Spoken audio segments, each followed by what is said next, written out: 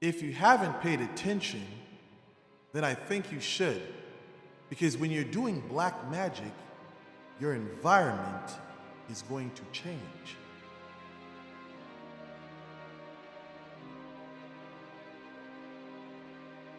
If you're experienced within the world of sorcery, you'll realize when you do work, your environment is affected by what you do. If you're doing black magic, when you step out your house, you may start seeing a lot of things that you don't want to see. Hence, why the Book of Abramelin would warn practitioners about using certain magical squares, because certain magical squares would unleash certain things into the world.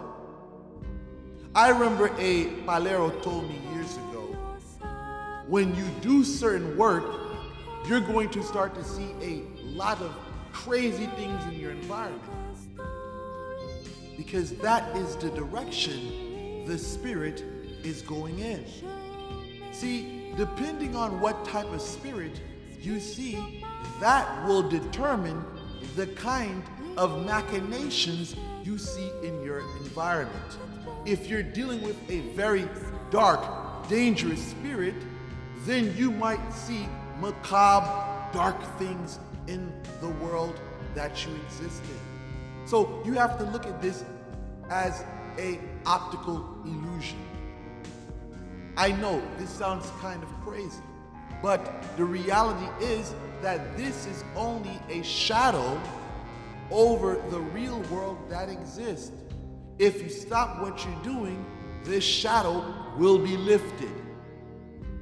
See, when you're working with spirits to obtain whatever it is in your life, their influence will make itself known. Their manifestation will make it known that they're out working on your behalf. See, this can work in a good way or in a bad way. See, one thing I usually tell my clients is that if you see these occurrences occurring in your life, if it's for the worst of others, if you go outside your house and you see a guy driving his motorcycle and all of a sudden a truck smashes into him, if it's not you, then it has nothing to do with you.